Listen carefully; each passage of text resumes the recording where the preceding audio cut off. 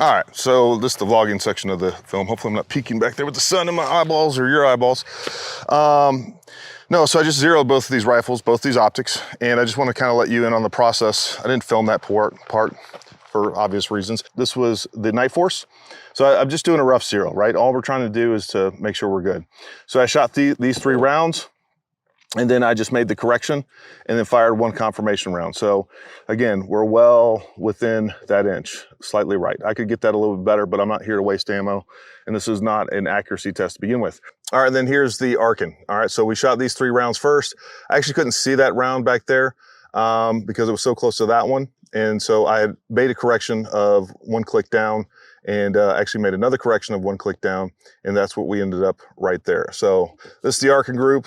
And this is the Nightforce group.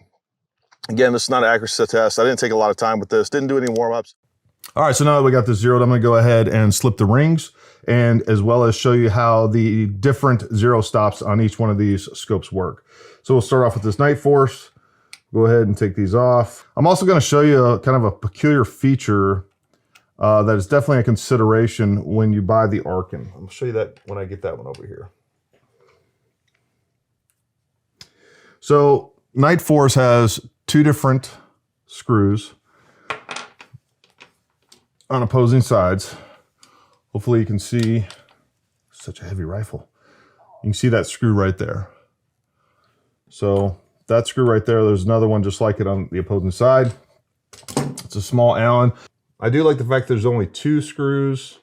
Usually there's 3. But the funny thing about Nightforce is you always think that you have the screws all the way off or all the way screwed out, and then the cap still won't come off. All right, I think those are all the way out. And we just are going to, see, this is what I'm talking about.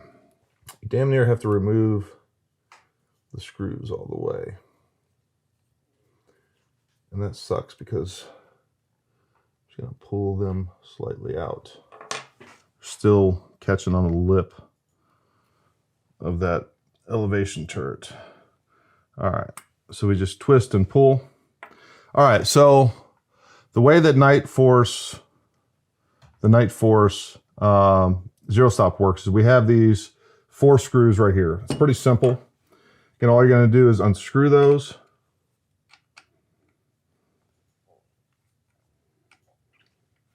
That one's already loose. And then all we're gonna do is rotate this down to the right until it stops. And then you're gonna screw them back in. This doesn't take much pressure, folks, but we're gonna do that in a cross pattern. So we got that one tightened down, and it's, I mean, not even a inch-pound of pressure. Very light on all of this stuff, including the turret cap screws. Give them a half turn. Cross pattern, just like changing your tire. Of course, many of you people out there can't change a tire, but that's all right. Jesus still loves you. All right, now all I'm gonna do, I have this zeroed now, so I'm gonna make sure that my zero, see if I can demonstrate this without damaging the rifle. All right, so all we're gonna do, make sure my noggin's out of the way and everything's in the frame, is we're gonna make sure the zero mark on the cap lines up with the center hash on the turret itself. So make sure that's nice and precise. Nothing I hate more than when my turret lines and that hash don't quite match up. Folks, this is not something to do in the field. You will inevitably lose a screw. Give it, again, about a 1 inch-pound or so of torque, and then we'll check. Number 1, check to make sure that your hash marks are still lined up, which they are, and then make sure you got nice, good, positive clicks. We should be able to go up a whole bunch, and go back down to 0. All right, I actually like to set my, and later on I will, I actually like to set to where I give myself 1 mil of negative elevation. It's not that big of a deal in these rifles because they have negative elevation in the reticle itself. But especially with, if you're using a reticle that doesn't have negative elevation hash marks that are above the 0 line, I like to build myself in at least 1 mil of negative elevation on my zero stop. And anytime you take these apart, put them back together, make sure you spin them a whole bunch, or at least several times. Also with the new scope, make sure you take it out and work the dials real good. All right, so that's how we do the elevation. All right, now we're gonna do windage. I'm gonna use the Fix-It sticks. I don't like this is scraping up against the bell housing. All right, so while we have this out, I'm gonna go ahead and remove this and then replace it, just so we can get that baseline reading when we re-zero. Now, I do want you to notice right here, because this is gonna matter here in a second when we talk a little bit about the Arken. Notice we have a flat bottom scope. Most scopes, matter of fact, every scope that I've ever really seen has a flat bottom scope. There's nothing protruding, nothing to get in the way of a mount like this. All right, and just keep that in mind when we take off the Arken and remount it. I'll show you something kind of unique. All right, so as far as slipping our rings, it works the exact same way, except we have 3 set screws in each turret. Hey folks, sorry to interrupt, but if you'd like to watch the rest of this review uninterrupted, make sure you go to our Rumble channel. There's a link down below, or just go to Rumble Paramount Tactical, where you can watch the rest of this review. And also, if you'd like to just completely forego listening to the rant that I'm about to go on, you can just go ahead and click that now and leave. Folks, just so you know, I originally posted this 2-part review on these optics almost a year ago, and everything was fine. We got probably about 50,000 views on part 2. We had over like 30,000 views on part 1. And then suddenly around January, we suddenly were hit with multiple warnings, a strike. We had several videos that were removed completely that did not in any way violate the current YouTube terms, at least at the time that we had posted those videos. And basically they were threatening to take down our channel. I removed a bunch of videos that were also demonetized, including this one. We're talking about a video on optics.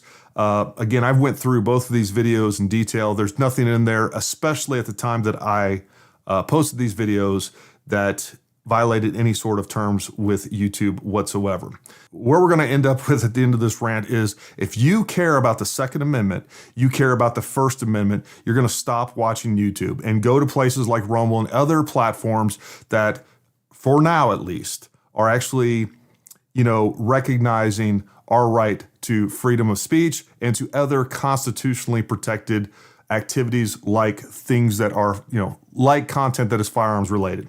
Folks, we are severely underestimating the damage that YouTube and other social media platforms are having on the principles of which this country was founded. And I want to talk about specifically what YouTube is doing from a moral standpoint, and also a much more strategic, political, and ideological standpoint going forward. But first of all, you have hundreds of thousands of 2A content, if not more, 2A content folks that are, they came to YouTube under a certain set of rules. They went into this contract, if you will, saying, hey, you have to do this, this, and this. And they spent tens of thousands of hours, tens of thousands, just speaking for myself, and I don't even have a big channel, tens of thousands of dollars pouring into and investing into YouTube and creating a following, a large channel, subscribers, building businesses off of that and around that agreement. And YouTube continues to change the goalpost on that. Suddenly, the videos that are okay to show, they're not okay to show, and they're making millions and millions of dollars off of that content, but they are crushing the creator of that content. Even now, videos that are demonetized, they're still putting ads in those videos, and yet they're saying it's because of advertisers that they can't monetize a certain video and promote that certain video. But yet, even though that those videos are getting views in spite of an algorithm that's playing against it, they're still making money off of that, but they're not paying us, and they're suppressing our voices when it comes to what we're trying to show, whether it's Second Amendment related or First Amendment related. So just from a moral and ethical standpoint, YouTube is screwing over tens of thousands of Americans that have went into a business agreement essentially with YouTube, and now YouTube is using them and disposing of them when they no longer align politically or are convenient or become inconvenient for that matter. So there's that. The other part of this, folks, is don't talk to me about that you're willing to die for your beliefs, you're willing to give your life for this country or your rights or whatever else, when most of you aren't even willing to just stop watching YouTube. Don't talk about, because folks, Because folks, it's the little infringements on your rights that end up removing your rights.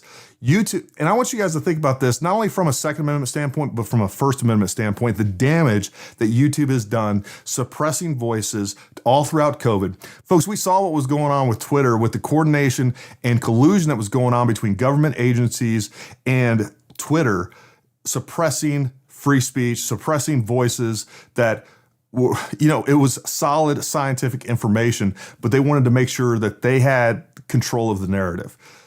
And that is on a platform that they only get 280 characters. Folks, imagine what's going on behind the scenes between government agencies and a platform where they can sit down in long form and give out very detailed and convincing presentations that allow them to give illustrated facts and have guests on and talk about it and corroborate what they're talking about. YouTube and other social media platforms are doing an excellent job conditioning people to not even talk about firearms, to make it sort of a taboo. It may not be this generation, but it'll be next generation that is willing to give up firearms because of what's going on right here. It's these seemingly small infringements that are so insidious, because that is how we're going to lose the war. Folks, we are a frog in a pot, and it's getting hotter and hotter and hotter, and we're just like, it's okay. Folks, you got to push back at the little stuff is as big as it gets. And folks, you got to stop tolerating people limiting your freedom of speech if there's nothing that is illegal or, trying to incite violence or anything like that. Folks, I'm fine. Let's draw the line there. And you can't tell me that just because this is a private company that it's okay for them to completely not even recognize your rights. They will crush you if you are considered right-wing, you believe in the Second Amendment, you believe in the First Amendment, but look at all the garbage that they promote that is destructive to our children, to America, to everything that we stand for. Folks, we gotta quit tolerating it. And folks, you gotta start voting with your wallet. Just continuing to watch YouTube is a timid endorsement of the suppression of free speech, a suppression of constitutionally protected activities. Enough is enough. There are over 200 million Americans like us that own firearms, and many more that may not own firearms, but they still believe in the right to bear arms. They still believe in the right to freedom of speech. And we have more power than you believe, but you gotta start voting with your wallet, and you just got to start moving with your feet and getting away from things that are antithetical to our beliefs, to the American way of life, and YouTube is one of them. And I know you're thinking, well, Gary, you're talking about this on YouTube. You're right, because it's the only way that I know to fight this. And what I would also ask is, number one, you subscribe, and you share this content so that we can continue to get this message out, because I'm going to have a similar message on every single video that I put on YouTube.